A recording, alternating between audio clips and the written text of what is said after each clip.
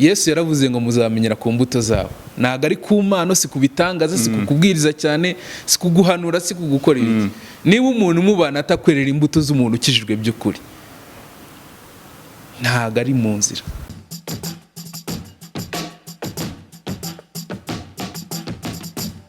Nizere ko mumeze neza cyane, ndabasuje kandi bahaye ikaze mu biganiro bya Yawe TV. Nitwa Patrick, wakoze cyane kuduhitamo aho uri mu bice bitandukanye n'imirimo gukora itandukanye. Tukifuriza guhirwa n'ibyo ukora bitandukanye. Mamu dukurikirana muri mu bice hirya no hino ku isi mu bihugu bitandukanye. Tubahaye ikaze mu biganiro bya Yawe TV, ariko reka tubanze tubibutse ko mugomba gushaka amakuru kuri website ya yawetv.com kugira ngo mubashe kumenya aho isi bayerekeza. Ikintu cya mbere ni amakuru. Ushaka kumenya amakuru mu myidagaduro, ubwo ni muri entertainment mu rusange, muri siporo cyangwa se muri sinema ndetse no muri politiki. Amakuru yose urayabona amasaha 24 ku yandi. Nk'uko mubibona turi kumwe n'umujene tujye kuba tuganira. Twishime kukwakira kuri Yawe TV. Muri amahoro? Urakoze cyane Patrick, turi amahoro. Tugwa ikaze kuri Yawe TV. Urakoze cyane. Mwatangira mwibwira abadukurikiranye. Amazina nitwa Umukozi Eric, ndi umuvugabutumwa. Yego. Imana iduhane umugisha. Amen. Amen. Umuvugabutumwa umuntu akurebye arabona uri umujene mutoya, ubundi abajene usanga batabyumva. Uwo muhamagaro wo gukora ivugabutumwa waje gute ku myaka mike mbona ufite? Yego. Umuhamagaro w'ivugabutumwa nekereza yuko ari Yesu wamfashe, kandi mbikora mbikunze, mbikora nta complexe bine ko ndi umujene. Ntago ari ubu mbitangiye, nabitangiye ndi umujene muri 3e secondaire. Yego. Kuva icyo gihe hashize imyaka irenga 12, ntago ndasubira inyuma. Ntago urasubira inyuma. Eric, izo mbaraga zo kuba adasubira inyuma kugera ku myaka 12 azikura hehe?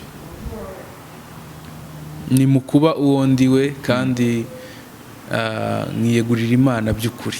Abenshi hari ikintu cyitwa kwiyoberobeka cyangwa kwiyoberanya. Yego. Ukaba uvuga yuko ukijijwe ariko wagera hirya no mu badakijijwe cyangwa mu badasenga ukitwara nk'udasenga. Rero icyabinshoboje ni uko mu banzi bose no mu byo nkora byose naho njya hose, Eric Muzi ni Eric Muzi, arakijijwe, ni umuvugabutumwa kandi afite inzira zigana Isiyoni. Okay, reka tukifurize kuzagera Isiyoni. Urakoze cyane. Dusigaye tubona ababwiriza benshi baza kuri social media bakatubwira ukuntu amafaranga ari make abahabwa, ukabona byabaye amaronko. Uwo murongo Eric nawe ni wakoreramo? Oya. Aya wapi. Ubundi iri umuhamagaro w'ukuri, Imana irawushyigikira. Yego. Imana iprovidinga kubwo muhamagaro. Rero nekereza yuko umuntu wese wakorera Imana agamije amaronko cyangwa se agamije inyungu, ntago ari umuhamagaro w'ukuri. Umuntu ukoreye Imana inyungu ayibona ate? Inyungu ya mbere ni ukwakira Yesu Kristo akakubera umucunguzi, akaguha amahoro. Inyungu rero yo gukorera Imana ushaka kubona amafaranga nk'uko abandi babivuga, mu by'ukuri haba hariho gutana, haba hariho kuyoba. Nago rero ibyo ngibyo n'ibinaramba wita urambirana mu bantu iyo utangiye kuvuga ibintu by'amafaranga cyane. Uretse yuko Yesu Kristo nawe afite ibihembo yageneye abakozi. Nago wakorera Imana ngo Imana ikuvanire maho iyo ubaye inyangamugayo mu murimo. Yes. Bivuze ko nta mubwiriza ubutumwa wakawayoganya Oya. Ni ukuri. Yego. Ibyo bihembo se biboneka mu gihe kingana iki? Biterwa n'ishuri Imana yagushizemo. Abo babandi nibarambirwa icyo gihe cy'ibihembo nikiba cya biterwa ishuri Imana yagushizemo, biterwa nuko witwaye muri iryo shuri. Iyo ubaye umunyeshuri mwiza ukiga ishuri ry'Imana neza, ishuri ry'Imana rishobora kugucisha mu bigeragezo, rishobora kuba ari ubwo bukene. Rero uburyo witwaye mu ishuri ry'Imana niho havamo inyungu Imana ikuha. Kandi iyo ukoreye Imana by'ukuri utabeshya, utaryarya, Imana ikubahisha no mu bantu. Yes. Yego. Ni sawa cyane. Urimo utangiye byose hari abandi bawusanzemo, na nyuma yawe yaho ugiriyemo hari abandi bawugusanzemo. Yes. Nabahe babwiriza ubona bakora ibijyanye n'umurongo w'ibyagakiza koko? Ababwiriza bakora ibijyanye n'umurongo by'ukuri barahari, ariko si ngombwa kuvuga buri wese hano kuri kamera. Ariko sinaje no kuba najora abavuga butumwa ngo njora uyu siwe oya. Ariko ubona hari abo ubona batanakora ibyo ari byo nubwo tutagiye kubavuga. Oya, barahari kandi sinjye ubibona gusa. Erega niyo umuntu yaba adasenga ushobora kumubwira ibintu akumva ntago bijyanye, kuko ushobora kuba udasenga ariko ufite umwuka wo kurondora umukozi w'Imana w'ukuri n'utari ukuri. Ibyo ngibyo ni Imana itanga kuri buri wese uyisabye. Ntabwo bari abantu n'ubundi abantu bababona. Yesu yaravuze ngo muzamenyera ku mbuto zabo. Ntabwo ari ku mpano, si kubitangaza, si kukubwiriza cyane, si kuguhanura, si kugukora ibiki. Niba umuntu umubana atakwerera imbuto z'umuntu ukijijwe by'ukuri, ntabwo ari mu nzira. Ntabwo akwiriye kugucira ishati ngo agutware umwanya y'uko agusengera. Oya. Muzabamenyera ku mbuto zabo. Ku mbuto. Izo mbuto ni buri wese afite ubushobozi bwo kuzibona. Wazibona uramutse ufunguye amaso ukazireba, kuko hari abantu bagendera mu gihiriri. Uyu ni umuvugabutumwa ugezweho, kuba kanaka n'akanaka bamwemera, nanjye mfite impamvu yo kumwemera. Ariko se mu by'ukuri wowe uzi impamvu ukurikiye uwo muntu? Ivugabutumwa ry'ubuko ryabaye akazi bwaniriki. Ko byabaye akazi umuntu asigaye bizamo ubona rwose ari nka business atangiye. Ibyo sina bifata gute? Yego, hari abiko kuri. Oya, ntago ariko kuri. Ababikora gutyo ntago babimaramo igihe. Iyo uje muri uyu murimo ugamije kuwukuramo amaro, ugamije kugaburira inda yawe, utagamije ko abantu babona agakiza, bakizwa, bakava mu byaha, n'ibicumuro, bakava mu ngeso mbi Imana idashima, ahubwo ugamije kuba wabakuramo ibyo bintu, bashukisha yuko ubahanurira, bashukisha yuko ubakorera ibitangaza, bashukisha yuko ukorana n'Imana bakiza indwara, ntago bimaramo igihe. Oya, ntago bitinda kumenyekana. Yego. Ibyo abantu dusura byemera wowe? Imana iravuga si rimwe si kabiri, ariko ifite ordre ivugiramo, kandi si ukuvuga ngo Imana ifite abivugisha. Imana nawe yakuganiriza mu nzozi, Patrick. Ushobora kuba utumva imvugo y'Imana, utazi kumva ijwi ry'Imana, ariko waryama. Niko ijambo rivuga muri Yobu ngo Imana ivuga rimwe ndetse kabiri, mu nzozi no mu mayerekwa, abantu baryamye bashyizweyo.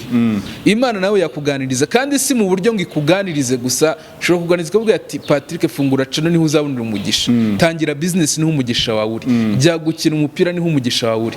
Imana rero kuba ufite umuyoboro w'icyo ushaka gukora ukabona bibaye successful, ni ukuvuga yuko Imana igushyigikiye. Ubwo rero biratandukanye na babandi bavuga ko Imana yabatumye ku bantu. Imana abo bantu bayabatumyeho bo ntabwo yababwirira. Oya, ntabwo ari uko mvuze. Imana ishobora gutanga message ku muntu ikayinyuza kuri Eric ayishyira Patrick. Ibyo bibaho cyane. Eric aba afite izihe mbaraga se ku buryo ari Imana inomaho? Ushobora kuba utabyumva, yego, ariko niba wemera yuko Eric mushobora kuganira, ukumva wakifuza kumva ikimuvuyemo kivuye ku Mana, ibyo bintu bibaho cyane. Bibaho. Imana iravuga kandi igivugira mu bagaragu bayo, igivuga rwose. Ni nk'ibiki Imana yigeze kugutuma ko mu myaka 12 ntekereza ko hari ibihe by'umwihariko wagiye ugirana n'Imana. Myaka 12 umuntu ari mwivuga butumwa iba ari imyaka myinshi. Ni ibihe n'ubuhebanuzi wigeze guhabwa? Buriya rero bwarasohoye cyangwa ni bwasohoye? Patrick, reka nkubwire, ntago kwivuga ibigwi. Oya, Yesu niwe wo kwirata. Niba hari n'ibyo Imana yankurishije, kuko birahari, ntago ari ibyo kuzana kuri kamera ngo mvuge ngo Imana yankurishije ikiza umuntu igize uti. Ibyo iyo utangiye kwikoma mu gatuza, wamaze kwiyambura umwambaro w'agakiza. Igihe cyose uje kuri kamera kugira ngo uvuge Kristo, ugatangira ukavuga abandi bantu,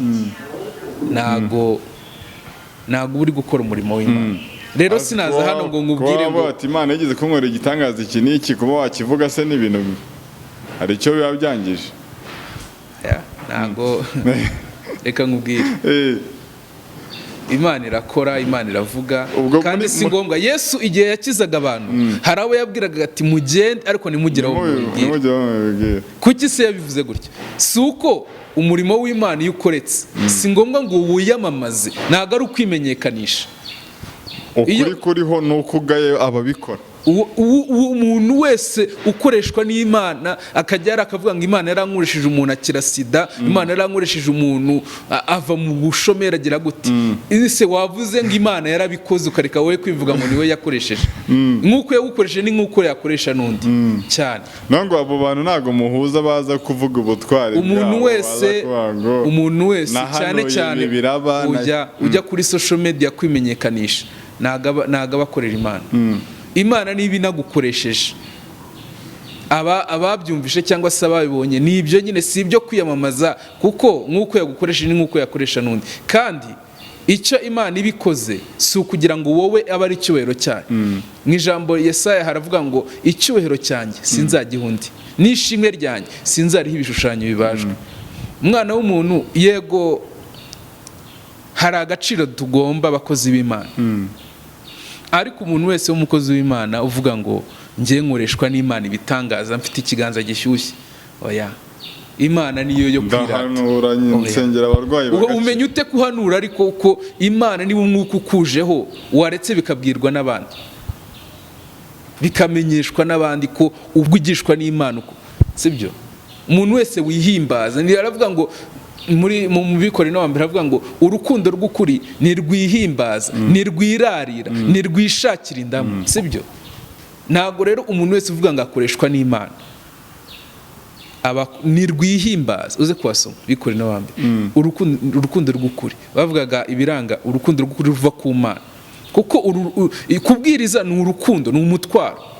Urwo rukundo rero rukunze Imana n'abantu kuba wababwiriza ni rugomba kwihimbaza, ni rugomba kwirarira. Rero nk'icyo kintu rumbajije ngo ni ibiki Imana yagukoresheje, nabangiye kwihimbaza no kwirarira, kandi Imana nibikunda no kwirata ibigwi, no kwirata nanga icyiza no ko abantu bajya bavuga ibyabo.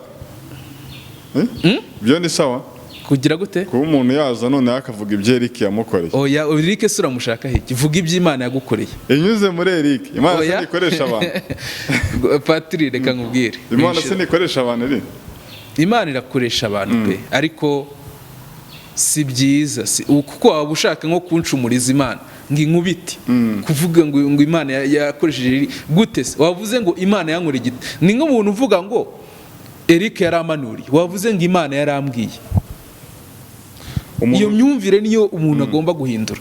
Umuntu ushonje uri ku muhanda, byari bikomeye, yaragiye kuburara, umuntu amuha icyo kurya, icyo gikorwa gikozwe nande? Gikozwe n'uwo muntu, ariko n'Imana ibishyigikiye. Nyine umva, gikozwe n'uwo muntu, ariko akoreshejwe n'Imana. Ariko rero aho ngaho washimira uwo muntu, kuko mu baciye aho hose uwo muntu niwe wahagaze, niwe wabiguhaye. Yego, aho turahuza. Ariko n'Imana nayo ya credit iciye ku muntu, ariko n'Imana nayo ifite mu ruhande. Erega iyo ushimiye Imana ubushimiye n'umukozi wayo, kandi Imana igukijije cyangwa se uhanuriye bigasohora, nago umukozi wayo aviramo. Imana erega Imana ifite hierarchy, ifite uburyo igenderamo, ifite ordre. Umuntu wese ukorana n'Imana ntago agomba kuvuga ngo njyewe. Vuga ngo Imana yakoze imirimo. Nka wundi uvuga ngo njyewe mfite ubutware, mfite gutegeka ibyawe bigahinduka. Gute se? Twambaye umubiri twese, uteyike ibyange gute?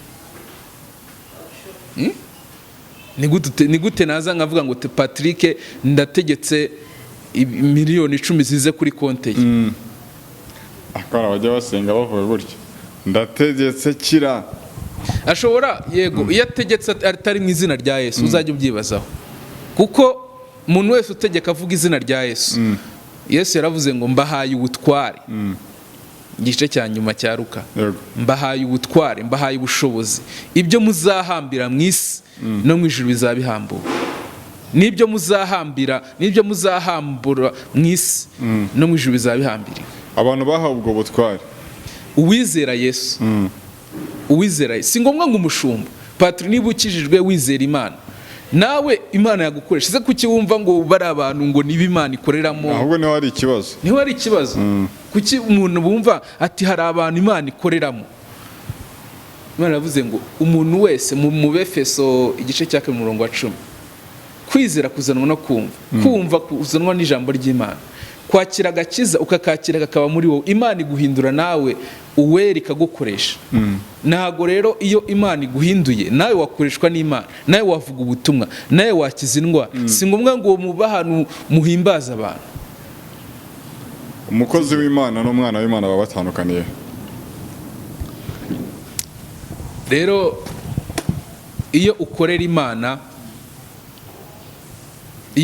Imana by'ukuri uri umwana wayo. Yego, uri umwana wayo iyo ukoreye Imana by'ukuri. Kandi njye nahitamo kuba umwana w'Imana kurusha kuba umukozi w'Imana. Buriya umukozi akenshi ntabwo ujya mumva ngo ni abakozi b'Imana, abakozi b'Imana, ariko buriya babirimise. Yesu yaradukijije kugira ngo tuhinduke abana b'Imana. Buriya ndufate n'urugero, umukozi ufite nk'iwawe ubyaye nk'umwana, umwana yakisanzura akagera no mu cyumba cyawe, akaba yajya no mu madokima yawe, ukajya kugusanga no mu buriri. Ariko umukozi ntiyagusanga mu buriri ngo museke mugire gute. Rero iyo uri umwana w'Imana hari aho upenetra ukinjira, umukozi harahatagera, harahari limite. Ariko iyo uri umwana w'Imana ntago ufite limite. Ukuri kubyimeruka no kuye bati twakuze twumva ko agiye kubimeruka, ibyorezo biraza, bati ni bya bindi byavuzwe koko, abantu bakomeza kuguma mu rujijo. Ikiriho ibi byose biba ni bimwe mu bimenyetso biranga igihe cy'imeruka cyangwa se iminsi ya nyuma. Ariko mu by'ukuri nta muntu n'umwe uzi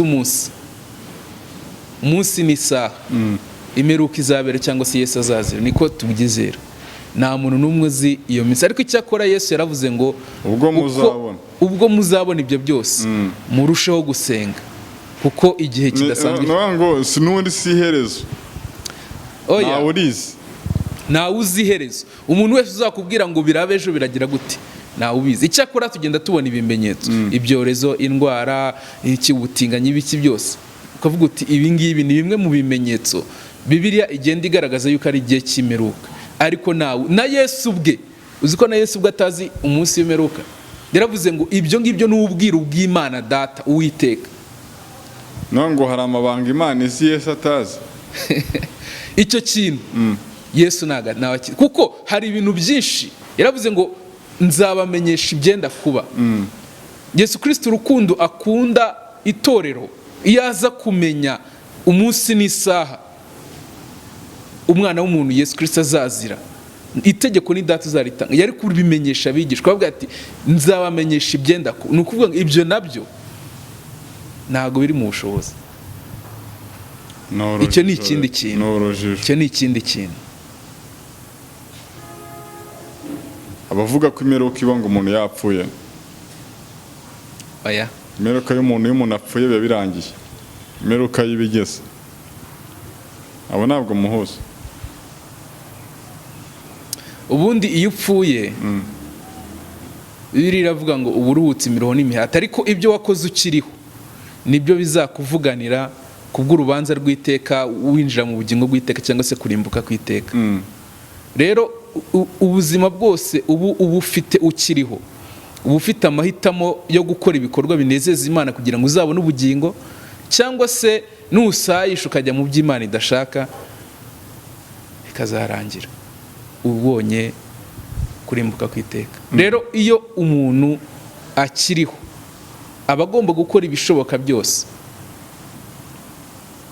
Pawulo yaravuze ati maranira kunezeza Imana, ariko ibi bikananga imbere. Ngerageza gukora ibyiza, ariko ibi bikananga imbere. Rero mu rugamba turimo rw'ubuzima ni ishuri, ni ukwiga buri munsi, ariko uko urushaho kugerageza. Erega nta muntu uvuga ngo njyewe narakijijwe nakire Yesu byararangiye, ahubwo umunsi ku wundi ugomba kurushaho kwegera Imana, ukabaza Imana. Hari umuririmbyi wavuze ngo nkunda kumva amakuru y'umurwa, uri kurahategera ibyawe, ngo kandi umunsi w'Imana, umunsi w'umwana w'Imana, nzi yuko umunsi umwe nzawureba. Iyo rero ukunda kumva amakuru y'umurwa ni ayahe? Ni ukuba mu bihe byo gusenga, ni ukuba mu bihe byo kwegera Imana. Iyo rero ubayeho muri ibyo bihe byo kwegera Imana, Imana iguhishurira byinshi. Ni hahandi umuntu abaho adafite ubwoba, akaba abayeho mu bukene, ugasanga umuntu afite ibigeragezo byinshi, ariko yubaha Imana, aranezerewe aguwe neza kurusha abandi bari mu ma etaje, bari mu maveyiti, bari hehe. Nuko nubwo bafite biriya ntabwo bafite umunezero Imana itanga. Hari ibintu Imana itanga ubukire budatanga. Yes. Bati Imana izitangiriro n'iherezo. Yego. Izo kuzavuka. Yego. Utaranateganywa kubyarwa yari ikuze. Izi niba uzajya no mu ijuru. Imisozi itararemwa yari ikuze. Izi niba uzajya no mu ijuru cyangwa utazajyayo. Nibizi? Imana irabizi. Abantu ubwo niba ari mu rujijo. Reka ushobora gusanga ukora ibyo ari byo byose ariko n'undi uzajya mu muriro. Reka nkubwire icyifuzo cy'Imana si uko abantu barimbuka. Imana yifuza ko twese bishobotse twazabona ubugingo bw'iteka. Ariko umwana w'umuntu hari igihe akora ibyo we yishakiye bikamuviramo kurimbuka, bikamuviramo. Reka nkubwire, n'abantu hari igihe bagondoza Imana. Umuntu akaba abizi yuko gusambana ari icyaha Imana ibyanga. Mu gihe cyose utarubaka urugo rwawe, niyo waba wararubatse guca inyuma umugore wawe, igihe cyose ukumva yuko ibyaha byose birivuga, sibyo? Nimukayoborwe n'isindwe, ukumva ibyo bintu ose uri kubikorera iki nubwo uzi neza yuko ari icyaha Imana ibyanga kandi ukifuza ubugingo. Imbuto zanyu, imirimo mukora mukiri mu isi niyo izabavuganira mugeze mu ijuru. Umuntu witwa Tabita Dorukasi mu byakozwe no mu gice cya 9 uze kwasoma, hari inkuru z'umugore witwaga Tabita. Imirimo yari yarakoze ngo yafashaga abapfakazi, ngo akambika abana babo, ngo agakora imirimo myiza inezeza Imana. Nyamara ni yari umukire, nyamara ni yari umutunzi, ariko yakoraga imirimo inezeza Imana. Ngo igihe kimwe arapfa, abapfakazi biluda bahamagara Petero kuko yari i Yopa, baramubwira ati Petero, uyu muntu yakoze imirimo myiza, bana bacu barambaye kubera we, twarariye kubera we, ntabwo twemera yuko uzi ko imirimo ijya ivuganira umuntu. Ntabwo ubutunzi utunze aribwo buzakuvuganira, ntabwo ibyo waba ufite byose, ubumenyi ufite, icyubahiro ufite, ntabwo aribyo buzakuvuganira ugeze imbere y'intebe y'Imana. Ahubwo imirimo wakoze inezeza Imana niyo izakuvuganira imbere y'umunsi w'urubanza, kugira ngo ugere mu gihe Imana ikwemere. Imana yigeze yirahira umugabo witwa Koruneliyo, ati Koruneliyo we, mbonye yuko ufite mu bantu bose, mbonye yuko uranyemeje. Kandi umuntu wese, ni mu gice cya 10 ryakozwe n'intumwa, ngo ukora ibyo Imana ishaka Imana iramwemera. Gukora ibyo Imana ishaka si ukuba utunze warangiza ukagerekaho kuba utunze ukiratisha abandi ubutunzi ufite, ahubwo ni ukwegera Imana no mu byo ufite. Ese ufasha bangahe mwene data muvandimwe? Ni bangahe bagiriwe neza kubw'ibyo Imana yaguhaye? Ni bangahe babonera umugisha ku byo wowe ufite?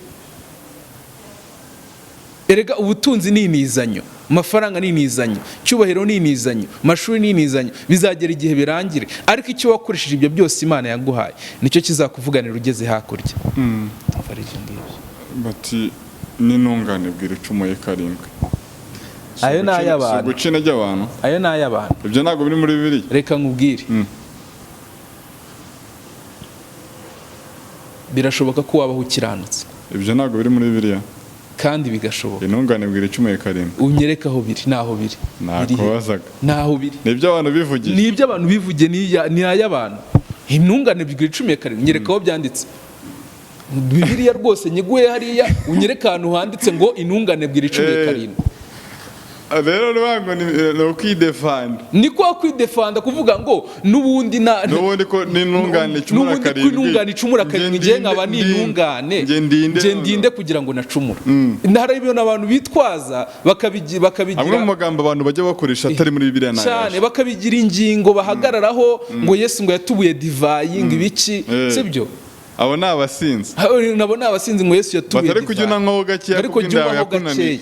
Nibirengagize yuko mu Migani igice cya 20 hari ijambo rivuga ngo vino ni umukobanyi, ngo kandi ushukwa nayo nagira ubwenge. Iryo ni ijambo ry'Imana. Ahandi akaba atari ko kubw'inda yakunaniye jya unywaho gake. Ni yivuguruje. Uzi impamvu bari bavuze kuriya? Bibiliya subwo ni yivuguruje. ahubwo Bibiliya nayo yagiye ishyiraho abantu urujijo. Bibiliya ni inyanja. Bibiliya ni inyanja wakobwa nurangiza. Ni inyanja irimo ubuzima ni kataloge y'ubuzima. Rero gufata akaverise kamwe udahereye no ku byo hejuru bari bavuze ukakimprovinga udahereye no hejuru ibyo bari bahereyeho uba wakisha. Ni ukuyoborwa. Aha niyo umuntu agiyemo gutyo ashobora kumva Bibiliya yivuguruza. Bibiliya ntabwo yivuguruza, ahubwo Bibiliya iruzuzanya.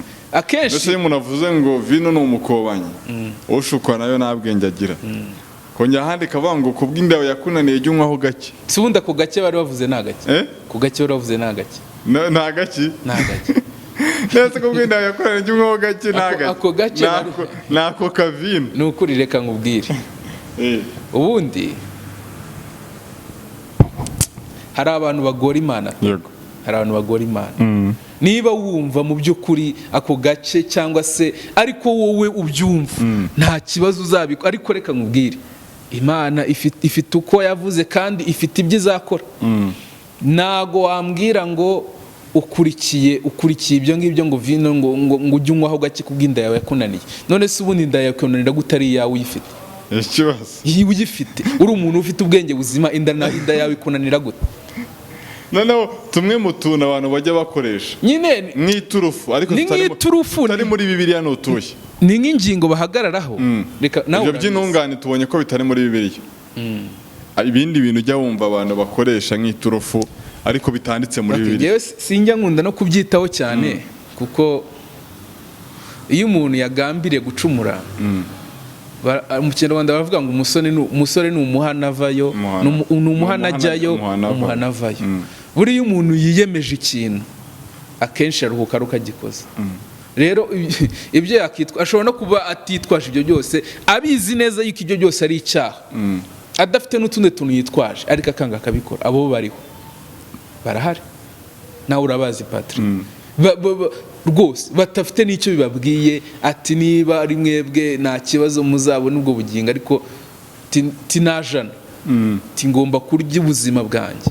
Ariko wihangane, reka nkubwire mwene data, ukurya ubuzima jya uteganya uvuga ati ariko abandi bantu ko bagize igihe cyabo bagapfa, njyewe nimfa nzajya he? Igihe kinini uzamara upfuye, iherezo ryawe ujye uritekerezaho.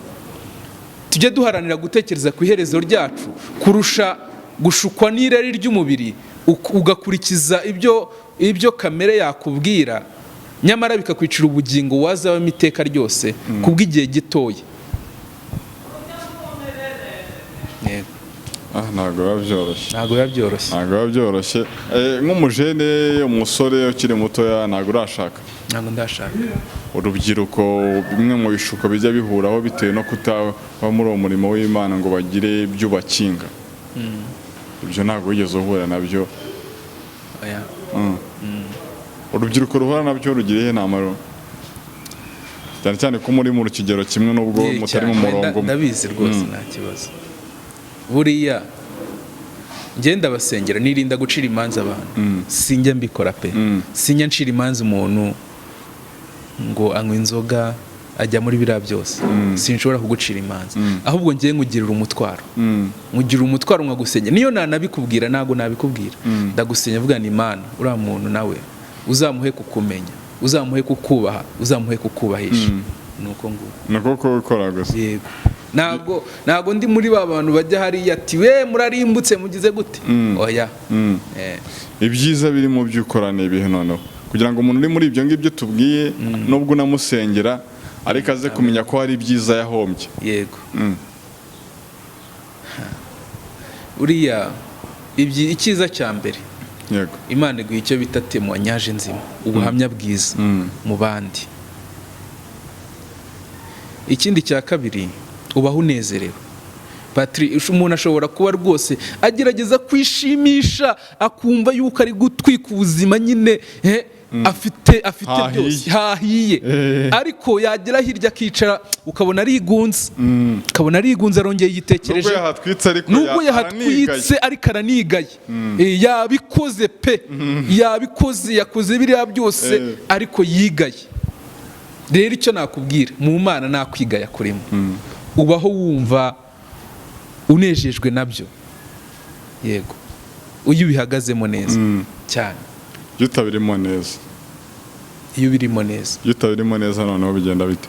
Noneho ni umwaka kurusha na ba bandi gusa n'ubirimo ariko utabirimo neza na wa muntu uri hariya ubu abakuruta, kuko we arabigara nyine nibwo buzima abayemo. umuzi wese azi ko ako gacupa nkwa n'ibyo ngibyo byose azi ko abajya byose, ariko iyo umuntu abivanga uri ahangaha witwa ngo urasenga, urakijwe, urimba muri korari, muri worship team, uracuranga, ugira gute, ariko ukajyana hariya ni umwaka uba wikururiye. Umubyeyi aravuga ngo ubwo udakonje kandi nushyuhe ngiye kukuruka mwene data. Rero icyiza ni uko wakonje cyangwa se ugashyuha. Niba ukonje, ariko uwo muntu w'abantu yabajijishije bazi ko ari mukuri. ntibajya bavuga ngo iminsi y'igisambo ni 40. uko byagenda kose ntabwo wabikora imyaka 2-3, ndabikubwiye. kandi noneho irangira ry'awo muntu biba bimeze riba ribi cyane kurusha, riba ribi cyane. Umugabo witwa Gehazi yari umugaragu wa Elisa mu gihe cya Isiraheli. Elisa yari umuhanuzi w'igihugu kuko habagaho umuhanuzi, umutambyi n'umwami. Gehazi rero nubwo yitwaga ngo ni umugaragu w'umukozi w'Imana, hari imyitwarire yari afite itariyo. Umuntu witwa Namani yavuye muri Siriya aza muri Isiraheli aje kureba umugaragu w'Imana kugira ngo amukize ibibembe. Elisa amaze kumubwira ati jya muri Yorodani wibire 7 urahumanuka. Namani ashaka kumutura amaturo. Ni inkuru abantu benshi bazi. Elisa arabyanga. Umugabo mukuru yararwaye ibibembe. Umugabo mukuru wa Siriya yararwaye ibibembe.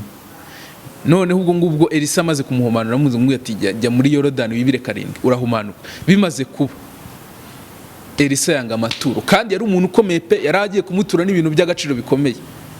Elisa arabya. Noneho umugaragu wa Elisa aca inyuma aragenda yaka wa muntu Namani bya bintu, ya maturo yarazanye. Namani arayamuha. Elisa yayanze kandi ariwe batuye. Gehazi aravuga ati haje iki kibazo kidasanzwe, aravuze ati ya maturo yazanye. Urwo rugero ndumva ruhura n'abantu baka amaturo mu buryo reka nuko nguko nyine. Hari igihe icyabaye rero bya bibembe byari kuri Namani byahise bijya kuri Gehazi. Hari abantu bikoreye ibibembe Imana yakijije abandi bantu bari banduye kandi bitwaga ngo n'abakozi b'Imana. Abo ibyo bibembe bigahita bibajyaho kubera kwitwara nabi muri uyu murimo, kubera kushaka ubusambo no guhuguza abantu sibyo. Ntabwo gukorera Imana bivuze ngo ni manguhe, ntabwo ari ukugurisha impano y'Imana. Kuri wa munsi niba ugezeho nibwo bazabwirwa, sinigeze kumenya.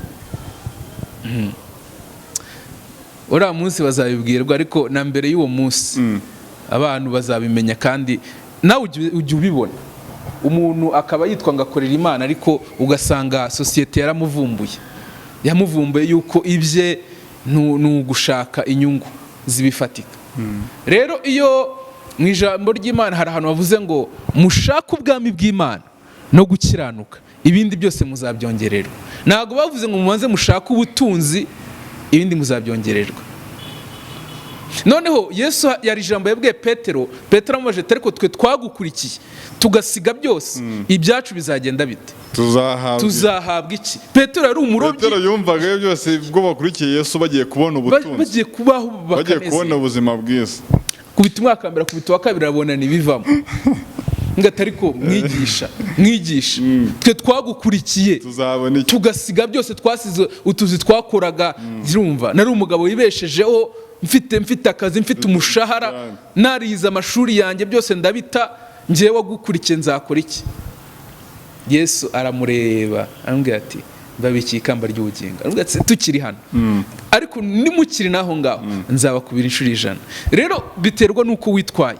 Kuki Yesu yabanje akamubwira ati mubikiwe ikamba ry'ubugingo? Kuki atabanje ngo amubwire ngo mukubire inshuro 100? Nuko uyu murimo n'aka gakiza no gukorera Imana no guharanira kubaha Imana, inyungu za mbere nizikwiriye kuba bifatika bishira, kugaburira uyu mubiri urwara, uyu mubiri upfa, uyu mubiri ubora, uyu mubiri wambara ubusa, uyu mubiri usuzugurwa, ahubwo uharanira kuzahabwa ikamba nibwo Pawulo yabwiye Timoteyo ngo ati ndamaranira gusingira icyo Kristo yamfatiye, ndaterana ibipfunsi ariko simusha, ndasiganwa ariko sinkutazi yonjya.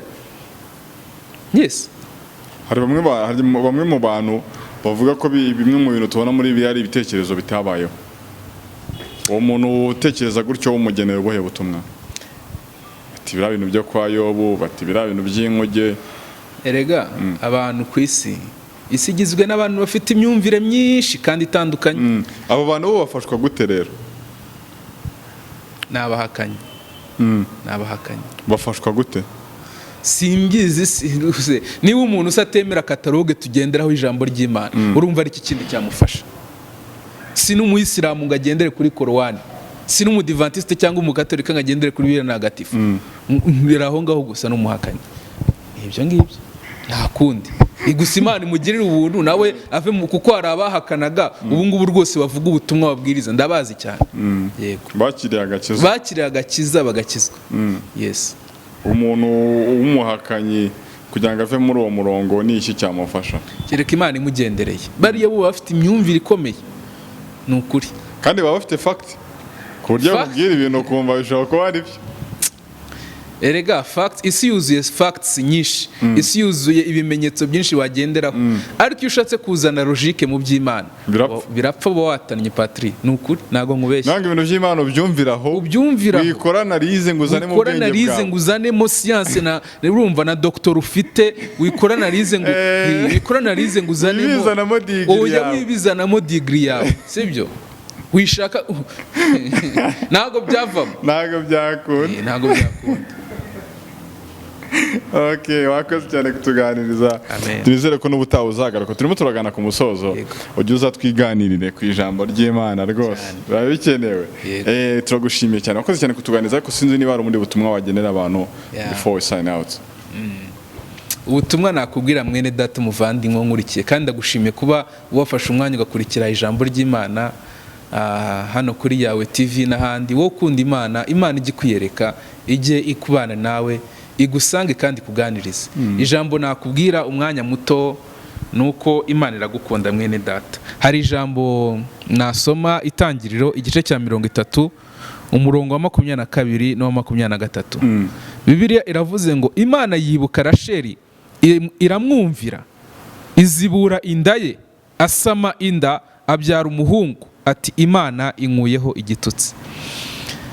Imana ije kugukuraho igitutsi. Uyu ni Rasheli, yabayeho mu buzima ari umwana wa Labani. Uyu ni Yakobo, yagize sebuko washatse kumuriganya, aramunamuriganya, amuha Leya kandi yari yasabye Rasheli. Biva ngombwa yuko akora indi myaka 14 kugira ngo abone Rasheli. Nubwo Rasheli yamubonye ari umugore amukunda, Rasheli ngo yari yarazibye indi byara. Leya akabyara rwose, ariko Rasheli byaranze. Rero nawe hari ibintu byawe bishobora kuba byaratinze, byaranze, ugerageza ku buryo bwose ugakubitiriza ukabona nibivamo. Tegereza igihe cy'Imana. Ndumva nabwira umuntu agategereza igihe cy'Imana. Hari ijambo riri muri Habakuki ibice 3 rivuga ngo kuko igihe cyategekewe cyo gukora kw'Imana nikigera, iby'Imana akubwiye bizaba. Ngo nago kizatinda, ngo kandi nago kizabeshya, ngo naho cyatinda ugitegereze, nago kizahera. Kandi dusoje, ariko sinzi usomye Bibiliya wayikuye muri telefone nunguka kandi ikabaza. Bamwe bati babino subusonga rero abantu ntibakigenda na Bibiliya, sigazira mu telefone. Umuntu arajya kubwiriza ukabona azanye igitabo cya Bibiliya ari telefone. Ubusobanuro buke dusoze. Hari abantu bikomplika. None se niba nari mvuye mu kazi cyangwa mvuye he, ni ngombwa ngaho ngiye hose ngendane Bibiliya? Ntago rwose ibyo ntago ari byiza. Niba umuntu yaje ubyumva yo kubara, ndabyumva rwose, ariko ntago ari ubusonga rere, please. Ntago buri munsi ari ukujya mu rusengero, ariko wonekeza ko byaba ubusonga rere, byaba ari ubusonga rere mu rusengero. Ariko se hano ariko gutya umuntu wenda ari mu zindi gahunda, ntacyo bitwaye. Wakoze cyane kutuganiriza. N'ubutaha tuzishimira kongera kubana nawe. Turabashimiye cyane namwe mudukurikiranye, katubwire ngo mukomeze kunogerwa n'ibiganiro bya Yawe TV. Nitwa Patrick, ndabashimiye. Amahoro y'Imana abane namwe. Reka dusubire mu biganiro byacu bitaha.